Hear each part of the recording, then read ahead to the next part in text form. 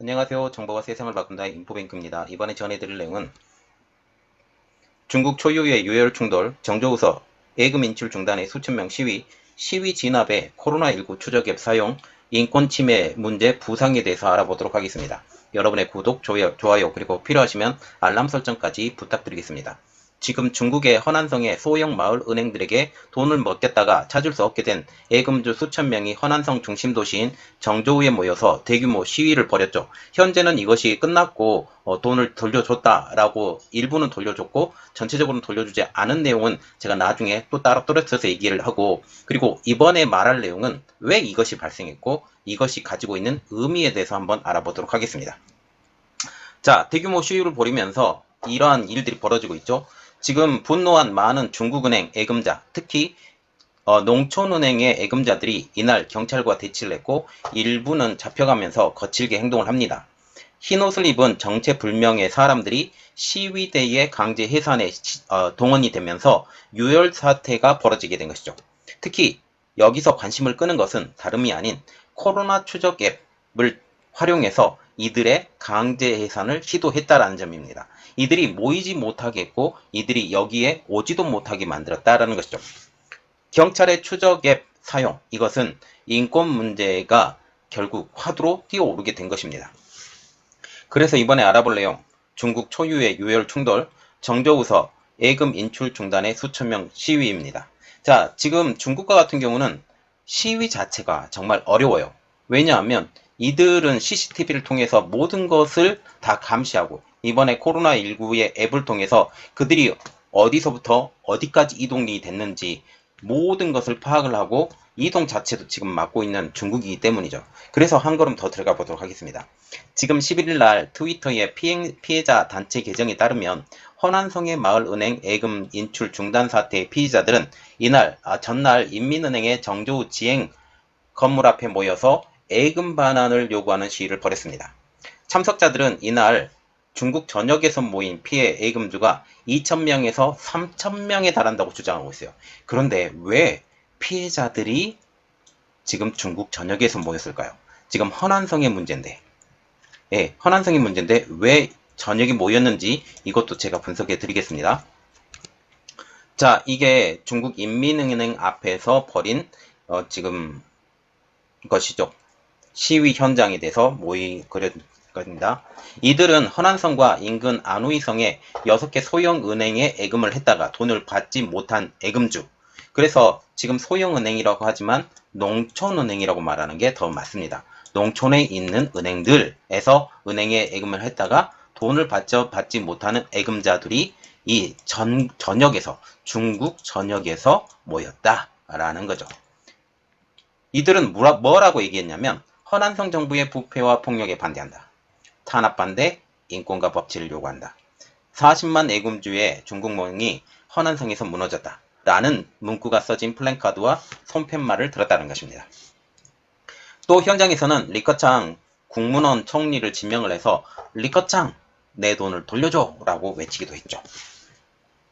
이렇게 계속 그 시위가 계속되면서 공안들이 현장에 배치가 됩니다.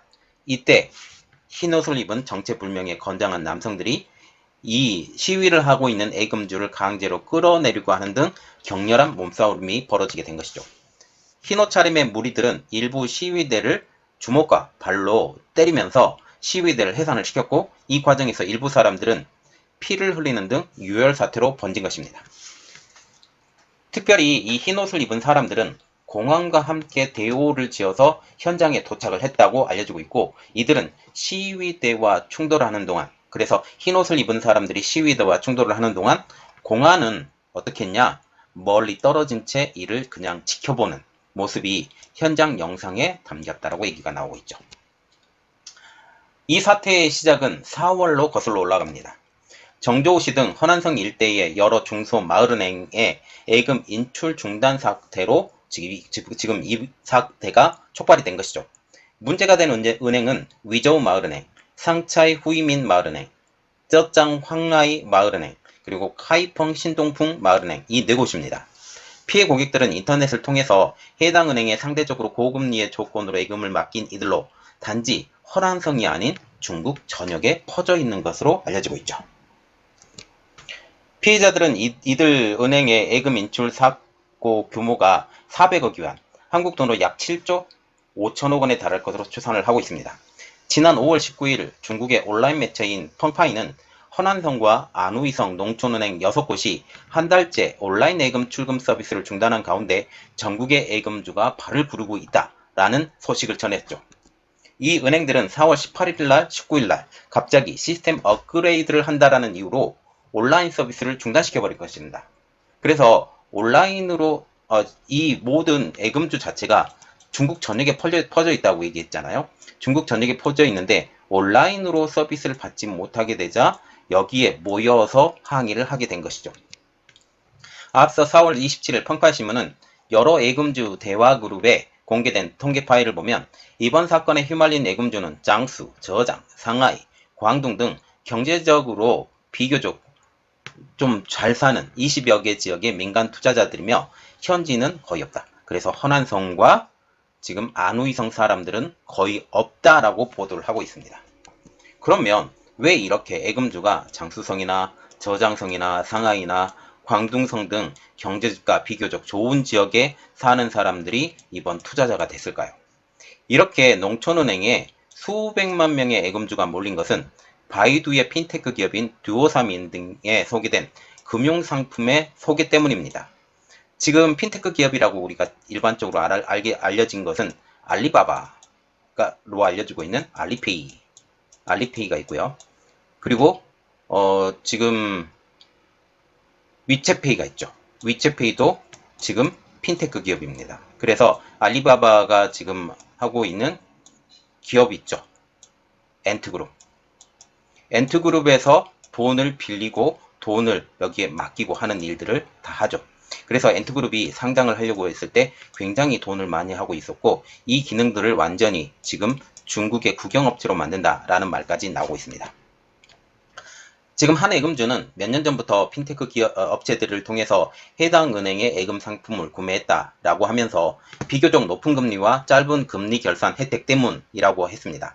그리고 작년 초 정책이 바뀌어 금융기관이 핀테크 업체를 통해서 예금 상품을 판매하는 것이 금지되자 투자자들은 해당 은행과 직접 거래해왔다라고 얘기를 하죠. 이 배경이 있습니다.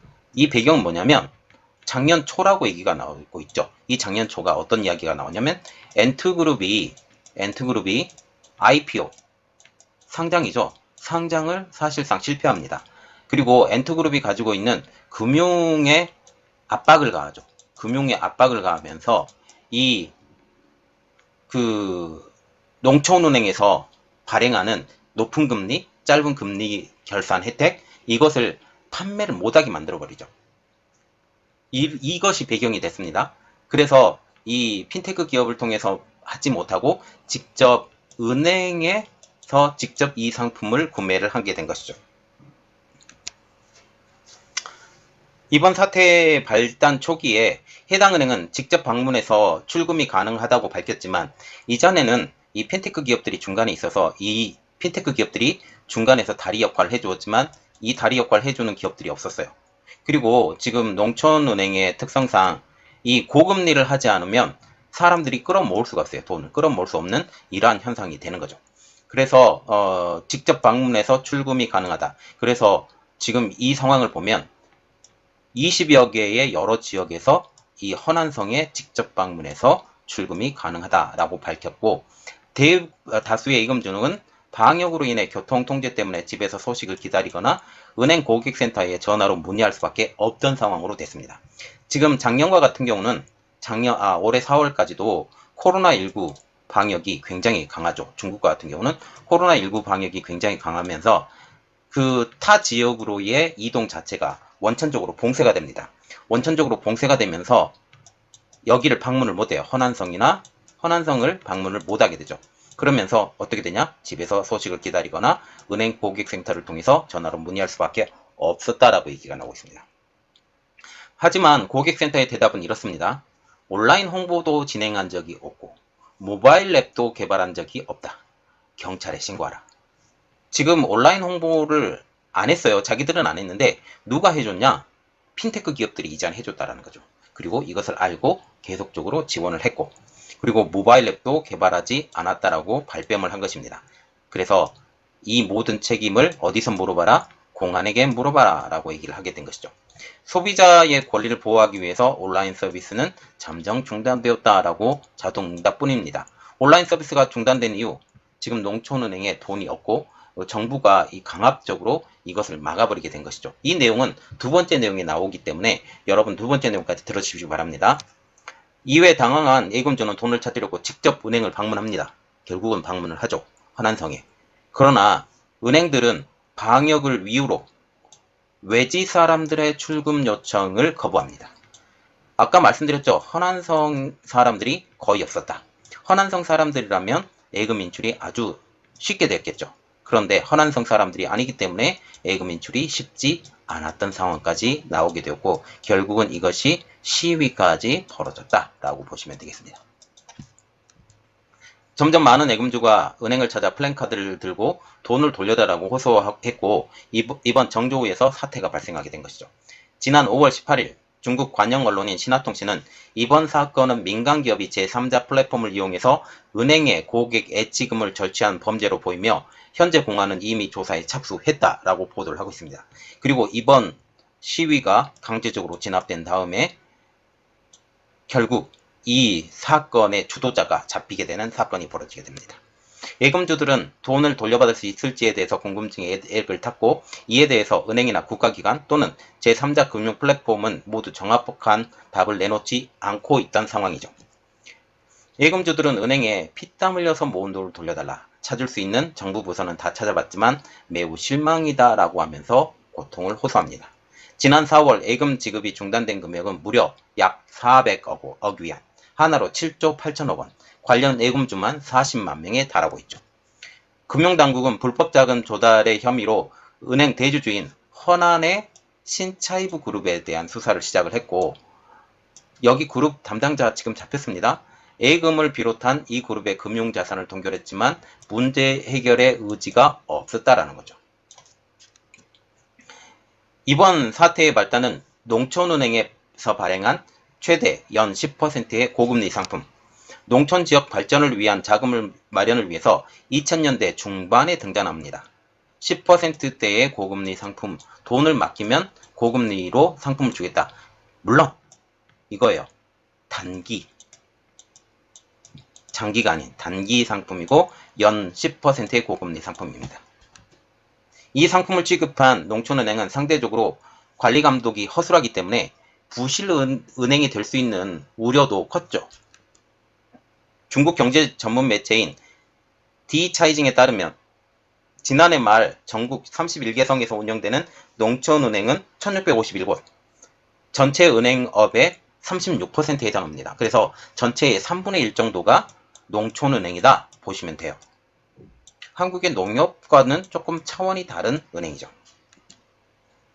허난성의 소형은행과 같은 사태가 더 이상 발생하지 않으리라는 보장이 없습니다. 지금 이것이 시한폭탄으로 나와 있어요. 시한폭탄으로 분류가 되어 있는 상황입니다. 그리고 좀 보아야 될 것이 시위 진압의 코로나19 추적앱 사용, 인권 침해 문제 부상입니다. 지난달에는 해당 은행에 돈을 맡긴 시민들의 항의와 요구가 계속되자 허난성 당국은 항의 방문하지 못하도록 예금주 1317명의 코로나 건강 코드를 격리 대상으로 뜻하는 적색으로 조작해버려요. 적색으로 조작하면 어떻게 되느냐? 아예 외부에 빠져나갈지도 못합니다. 이것은 중국의 지역 스캔들이었던 이 사건이 지난달 코로나19 추적 앱의 남용으로 전국적인 사건이 되죠. 왜냐하면 전국적으로 문제를 일으킬 수 있기 때문입니다. 지금 허난성의 문제가 아니라는 사실이죠. 관련 규제 당국의 조치를 요구하기 위해서 정조로 출발한 많은 사람들은 앱에서 그들의 건강 상태가 빨간색으로 바뀌게 되자 여행할 수 없다라는 사실까지 발견합니다. 일부는 호텔에 투숙했다가 경찰 조사를 받은 것으로 알려지고 있죠. 5명의 정조 관리들은 나중에 처벌을 받았으나 이를 주도한 5명의 정조 관리들은 나중에 처벌을 받았으나 솜방망이 처벌이었습니다. 중국의 소셜미디어 웨이보에도 전날 잠시 이번 시위가 주목받았지만 현재는 허난성 인민은행 수천 명 예금주 포위 당해와 같은 검색 키워드가 삭제됐고 관련 게시물도 찾아볼 수 없게 되었다라고 말이 나오고 있죠. 그러면 문제는 해결될 수 있을까 합니다. 이번 사건이 석 달 넘게 논란이 되고 있지만 예금주들은 당장 돈을 받는 것은 어려울 것으로 보이고 있지만 지금 허난성이 지금 손을 떠서 일부 금액, 전체 금액이 아니에요. 일부 금액에 대해서 돌려주기로 결정을 했죠. 지금 은행에 대한 수사가 마무리돼야 되는데 실소유주가 해외로 도피되면서 예금주들은 예금을 돌려받기 어려운 상황이라고 분석이 나오고 있는데 실소유주가 이번에 드러났습니다. 그래서 잡히기도 했고요. 잡혔습니다. 지금 은행의 실소유인 허난성 출신의 사업가 류모 씨는 키프로스 국적을 얻어서 해외로 도피한 상황. 류 씨는 은행 대출 받아서 도로 공사를 하고 여기서 얻은 수익을 농촌은행의 지분으로 사들였고 2018년에는 정조은행 부행장에게 뇌물을 준 사실도 드러났죠. 이들 은행 문제가 전 사회적 관심을 받자 중국 당국은 뒤늦게 수사를 착수, 지난달 관련 용의자를 체포하고 일부 관련 자산을 동결했다고 발표했지만 여전히 구체적인 피해 구제책은 없는 상황이고 완전한 피해 구제책은 되지 않는 상황이 되는 거죠. 한편 중국의 서민은행이 흔들리는 가운데 중국의 경제 침체가 시작되는 것이 아니냐라는 지금 우려도 나오고 있습니다. 일례로 중국의 경제 근간 중 한 산업인 부동산 침체를 들 수가 있는데요. 블룸버그는 지난달 16일 중국 국가통계국 70대 도시 주택가격 자료를 바탕으로 5월 주택가격이 전달보다 0.17% 하락했다고 분석을 하고 있습니다. 이에 블룸버그는 이번 수치는 중국의 부동산 부분이 반등하는 것과는 거리가 멀다는 것을 보여준다라고 평가를 했죠. 이외에도 부동산 거래량은 지난해 동월 대비 31.8%나 감소 추세고 흥다 등 대형 부동산 개발 업체들이 채무 불이행 상태에 놓이게 되는 등 부동산 업계는 상당히 위축된 상태입니다. 이에 중국 당국은 지난해 말부터 부동산 통제책을 일부 완화 기조로 돌렸고 지금 헝다를 완전히 휘어잡았기 때문에 이렇게 되는 거예요. 코로나19로 인한 불확실성과 부동산 개발 업체의 부하산 위험에 주택 수요는 늘지 않고 있습니다. 이번에 문제가 된 것은 완벽하게 해결되지 않았어요. 지금 이거 두 번째 이야기가 나올 건데 이것에 대해서 왜 그런지, 왜 이렇게 불분명해졌는지 자세히 알아보는 시간을 갖도록 하겠습니다. 이번 내용은 여기까지만 하겠고요. 저희 내용이 여러분들에게 도움이 됐다고 생각을 하시면 구독, 좋아요, 그리고 필요하시면 알람 설정까지 부탁드리겠습니다. 감사합니다.